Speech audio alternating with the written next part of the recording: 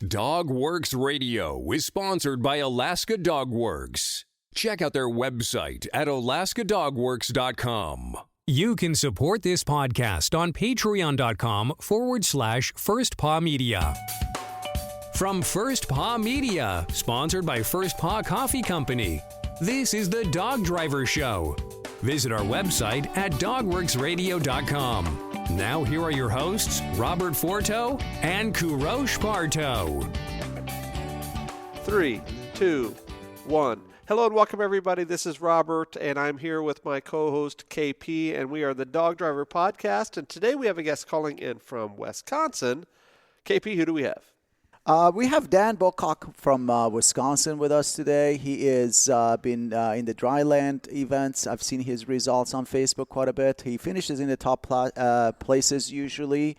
And he is this new generation of sled dog people that I would call who are starting with dryland and just going to the sport in the sled part of it too at the same time. Dan, welcome to the show, and tell us who you are and how you all got started in the sport.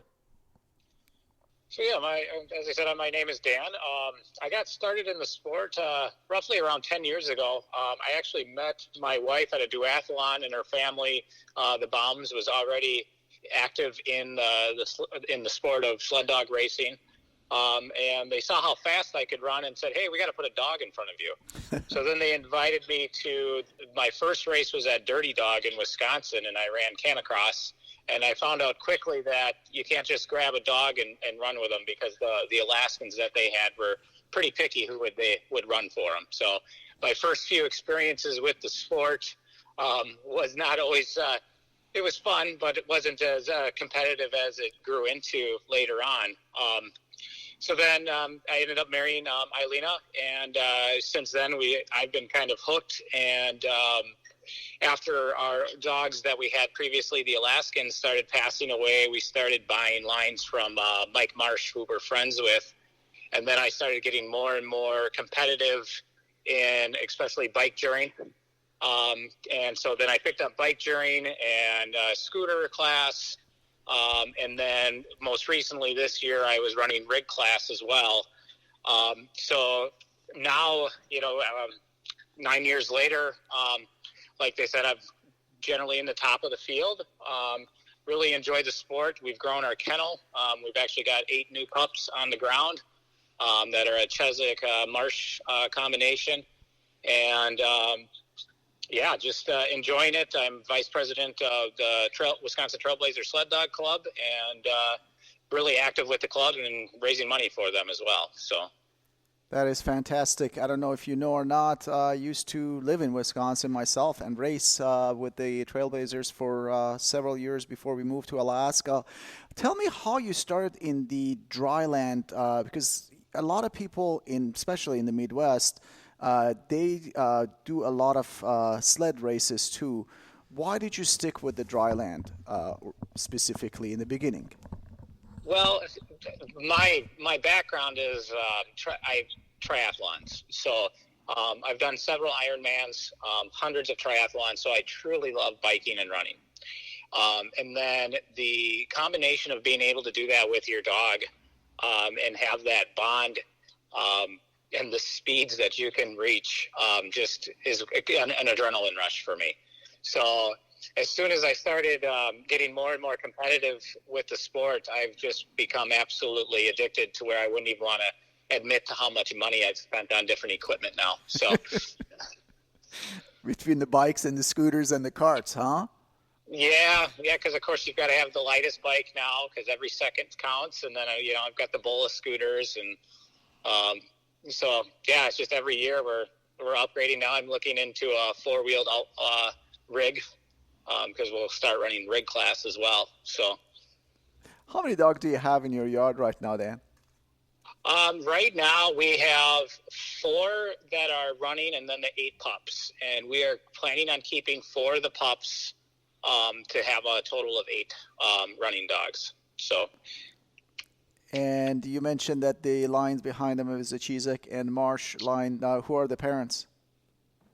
The parents are actually the two of our own dogs. So Dusty, who ran in my 4-dog class, rig class in lead, and is running in my wife's sister's 4-dog sled class. And then Ava, who we have too, who was I had gotten from Scott Hill, another musher in Wisconsin last year. So this Wisconsin circuit is fairly active still. When I look at the races and events, trailblazers are still pushing heavily the events throughout the state. Why do you think Wisconsin is still so active?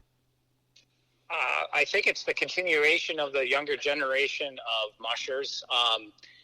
Myself and my wife, we are adamant. We own an animal hospital down here as well. So we sponsor a lot of the races. For instance, for the sled races this winter, I don't know if you saw any of the pictures from the Merrill race. We did the custom inflatable arches. I sure did. Pretty cool. So we bought those for the club. We've got some matching fencing that's coming to try to really, set ourselves apart. And we just have a lot of folks. There's a lot of mushers in Wisconsin that are very active. There's a new race coming to Rhinelander, Wisconsin, that the city is fully behind. It's absolutely amazing how much they're wanting to give. I think they've raised over $6,000 already for that race. So it's just a combination of, you've got Jan Dittmar and you've got all these, the Marshes and all these folks that, have been mushing for years. And then we've got, our generation that's coming up. And a few of us are very adamant and trying to keep the sport alive. So it's interesting what you said about the inflatable, because I saw the pictures and I told my wife right away, I'm like, we need something like that for Eagle River Classic for our club. It's pretty cool. It's very cool setup that you have for start and finish. Tell me about your program. Do you live close to town, or you can train out of your yard? How does it work for you? Well, we can train out of our yard for dry land. We don't have a lot of acreage, but we have 15 acres where I set up a 1.5-mile loop. So for dry land races, the dogs will do the loop twice, no problem. They'll get a little bored after the second time. So, we can get up to 3 miles pretty easily. So I've got drop chains and hookups right in the yard for training. And then I work for the Burlington School District as their Director of Buildings and Grounds and Safety Coordinator. And the district has a 160-acre school forest that we have all the Nordic ski grooming equipment. And we allow dogs and sleds out there. So we've got 6 miles of groomed trails that allows us approximately about 8 miles away from our house as well. Burlington, right by Whitewater? Pretty much by Whitewater, Lake Geneva. Okay, sure. Southeast Wisconsin. Yeah, sure. I didn't live very far from there, actually. Interesting. Are you getting a lot of snow in that area, or is it still kind of iffy? We finally got enough snow now that I went out and rolled the trail the other day, and then I've got some other folks that are trying to set it up today to get the actual groomer out. So we've got about 8 inches of snow on the ground. We did have decent snow, but if you know southeast Wisconsin, it heats up too much, so it's hit and miss. Yeah. So we head up north a lot for training on the weekends too. Do you travel quite a bit for your races, or you stick around in Wisconsin mainly?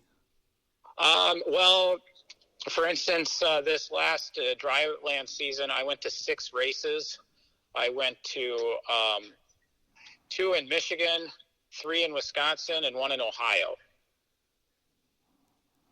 So, if the Canadian border was open, we would have, or if it wouldn't have been so difficult to go, we probably would have gone up to Bristol as well. So, you mentioned you ran Mike Marsh's dog team and some of the events. Are you planning to compete with your own pups next year? Yeah, because these are John Perry, some of John Perry's lines as well that Mike Marsh has that he kind of adopted.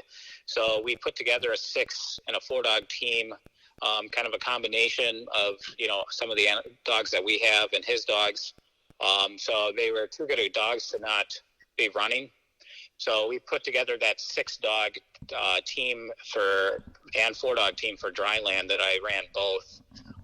And we're sitting first in points for the 6-dog team in ISDRA points, and we're third in ISDRA points for the 4-dog team. So that's fantastic. I know that Wisconsin Trailblazers, you are strong supporters of ISDRA program. Tell our listeners what ISDRA is and what it's representing. Well, ISDRA is, of course, the International Sled Dog Racing Association. I probably didn't pronounce the acronym correctly, but it's an organization that essentially it's a point system that you can gain points by going to different races. It's based on, the strength of competition, the length of trail, the amount of the purse. And generally in the past, pre-COVID, you would have to, there had to be international races as well that participated, but I know they have been changing some of that just because of how awkward it's been these last few years. But you have to compete in a minimum of 3 races to qualify for a medal standings. And then it's based off of your 4 best races in order for you to get basically another medal or be recognized as, top. And I would say it's more nationally now than internationally. So there's a group of folks that are highly competitive that's why we went to 6 races this fall, because it's neck and neck for 1-dog bike chair this year between Rich Kisseloff, my sister-in-law, and myself. So, and there's a couple other people that are right behind us. But it's fun for me because the website and the program itself, it saves all your racing history. So it's awesome to be able to go onto a website and go back, say, 7 years ago and look up races, or 10 years ago, and see, how, folks were competing, and then you can kind of figure out, who, fastest lap times and stuff like that. So that's why I truly like it. I like it for its data storage. And I'm not going to lie, I like getting the gold medals as well. So chasing the points is always fun, right? Yes. I've done it myself many years. So what are your plans this year ahead of you? Well, this year I'm running the 6-dog sled team. We took second at Merrill this last weekend. We're going to go to all 5 races in Wisconsin. We probably won't travel to Michigan for the races over there. Just that'll put us already at 12 races for the year, or for this season, and then we've got a couple more dry lands this spring in Michigan that we'll be going to, just because of the points being neck and neck. So, and then the plan will be to continue with that 6-dog team, and then run the 6 and 4-dog and 1-dog bike chair and Canicross again in the spring over in Michigan. So you mentioned that you're jockeying someone else's dog team, and that's a very interesting concept. So how do you organize knowing those dogs well, knowing their manners, where they go? Is that something you organize, or Mike is doing this for you? Well, Mike trains the team, but I did go up there, prior weekends and run the dogs. And I know Mike really well. We're very good friends, so I've trained at his house, many times. I'll go up there to train, and otherwise we'll go out to my in-laws' place and train as well.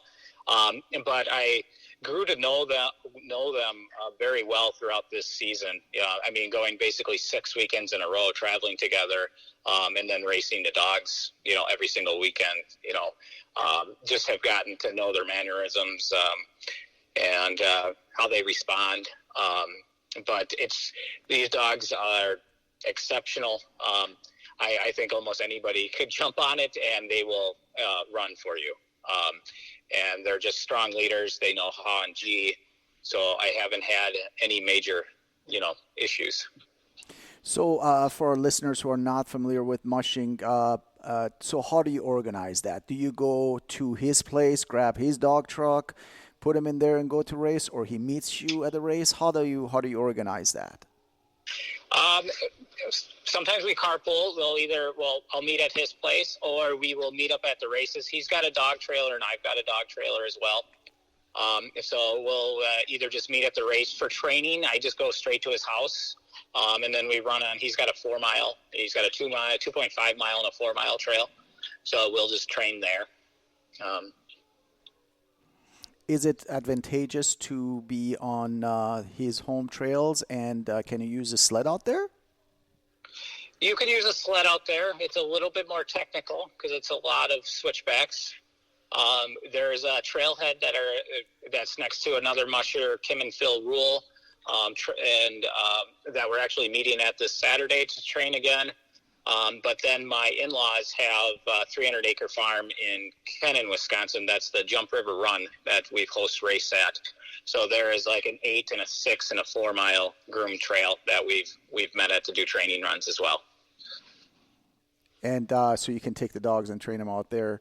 Tell me about your training program for yourself. I'm talking about. Do you train yourself personally? I'm talking about for the dryland events also. And if yes, how do you organize that? Do you bike, jog? What do you do? Well, as I said, I'm an adamant triathlete. So I basically all summer long I generally do about 12 triathlons, and then I'm active in what's called My Team Triumph down here, so I help disabled folks. So I actually pulled a friend of mine through Ironman Madison, and then I've pulled him through Door County Half, and then in September we did a half iron. So I kind of have during the summer I'm in an exceptional shape, and then I just kind of switched to biking in the fall and running.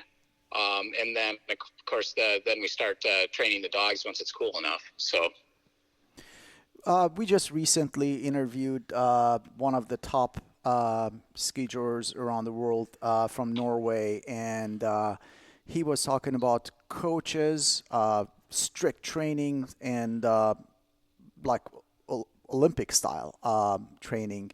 Do you think our sport, dryland sport in the U.S., is going to get to that point? I think it's getting there, yes. The competition and the strength of the competition from what it was when we first started, it's unreal. I mean, you've Nick Weiss right now. Is definitely the fastest canicrosser in the lower 48. And it's getting to be, he's close to the times that some of the fastest European canicrossers are. We're getting there with the bike cheering. Because I was such a more of a road cyclist, I didn't have much of the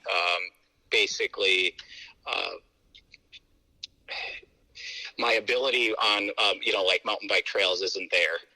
The speed, my endurance is there. So I've been slowly working more on doing a lot more mountain biking in the fall to get the trails and get the cornering and get the the agility that you need to have on the bike to take the corners with the dog at the speeds to maintain to be in the top. So Dan, I have a couple of questions, totally different topics, so pardon my jumping all over the board here, but I lived in northern Minnesota almost 30 years ago and was a mid-distance racer up there, and I remember being a member of the Trailblazers back then and going to a couple of their events, and I'm looking over your Facebook page right now. You said you're the vice president, is that right?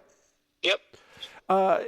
Your group is so much different than clubs in Alaska. Here, there's a bunch of fragmented clubs, like the Chugiak Club that's focused on a race or two. Then we have the Montana Creek Club, et cetera, where you guys are pretty much the full state. You guys do everything in Wisconsin. Is there an advantage to that compared to more of a local or regional type club like we would have up here? Truthfully, I don't know if there is necessarily an advantage or not. I mean, it's nice that there is one organization so that you're not necessarily competing, I guess, with another organization within your own state. Because, I mean, like, in Michigan, there's Glizda, and then in Ohio, there's Ohio Trailbreakers Club. So I guess I don't even know any difference. So, right. It's just an interesting way of doing things compared to how we do it up here. And I know it's very, very familiar down in the States, where, as you mentioned, there might just be 1 or 2 clubs compared to up here where there's probably 10 or 15. So the next question I have is in regard to equipment. The interview that we did just before you was with a woman that lives in Holland, and her husband is a top-tier bike drawer. And she was talking about his bicycle. And I know that you're a top-tier triathlete, and I'm sure you have the top-of-the-line tri-bike. Can you tell us about your bike that you use for bike drawing? Maybe since most of us that are listening are not mushers, but they may be athletes in other things. Tell us about your bike and how you picked that bike for this particular sport. Well, I've had a lot of conversations with Rich Kisselhoff, who's another big bike juror down here. So I started out with an entry-level Trek mountain bike, and then realized that was not the bike to have. So I spent about a year researching what I wanted to do, and I ended up buying a Scott Scale 910 hardtail. And then, me being the type of person that I am, I like to get them as light as possible. So then I ended up taking the front suspension fork off and putting a rigid carbon fork. And then I've upgraded the wheels and tires to get it down below 19 pounds. And then I've run 2 different sets of rims, so for different conditions. So like when we're over in Michigan, there's a lot of sandy. So then I run a fatter tire, and then so on a hard track trail I run more of a cross tire as well. Excellent. And just for conversation, what would a bike cost like that? Your full setup. What's it going Should for? I admit? You had to ask, Dan. I had to ask. And the reason I asked, Dan, is a couple of episodes back we were talking about the most somebody has ever paid for a dog, and this is going to put some context to this. And he was talking about back in the 1960s, Doc Lombard bought a dog from George Atla for $1,000 in the 1960s, and I said to him, that was about the price of a new Mustang back then. You could get a brand new Mustang for $3,000 in the late 60s. Yeah. And of course that dog was $1,000. So I know this is probably a pretty expensive bike, but just to give our listeners some perspective, you're not running a Walmart bike. You're not running, No, for you to buy this bike, say if you wanted to go into a bike shop and get the level of components that's on it, you're looking anywhere from $4,500 to $7,000. Wow. I've got roughly right around $5,000 into it. But I do a lot of shopping. But the thing that you got to take in concept is, a wheel set, a good carbon wheel set, you can spend upwards of $2,000 just on the wheel set alone. My tri-bike, I've got almost $8,500 into for triathlons. So, holy cow. And I'm going to turn this to KP, but I'm going to ask him the same question for perspective. What is a top-of-the-line sprint sled cost? Big time sprint sled, maybe something that you have or one that, a wish list. What would you pay for the top of the line sprint sled? For a carbon sled right now with customized pieces and parts, you can get regular Dandler sleds, which are very, very good for, $2,500, $3,000. But if you customize with a lot of carbon parts on it, probably $4,700. So very similar to what Dan was talking about. Very interesting. I'm a gearhead and all sorts of stuff. So I love hearing about other people's vices, whether it be gear or whatever. KP, let's finish up with Dan. Dan, thank you so much for spending the last 20-some minutes with us. Really enjoyed chatting with you, and hope to see you on the trails very, very soon. Yeah. Sounds good. Very good. Thank you very much. On behalf of our guest today and my co-host, this is Robert for the Dog Driver Podcast. We will see you guys next time. Goodbye. From First Paw Media, this is the Dog Driver Show. We hope you enjoyed this podcast, and we invite you to subscribe in Apple Podcasts, Spotify, Stitcher, or wherever you get your podcasts. You'll find a link on the episode notes. You can tap or swipe on the episode cover art, and you can see some offers from our sponsors. You can support our show by supporting them. If you like what you have heard, we would love it if you could give us a 5-star rating and tell your friends how to subscribe too. Your hosts are Robert Forto and Kourosh Partow. Our producer is Robert Forto and created for First Paw Media.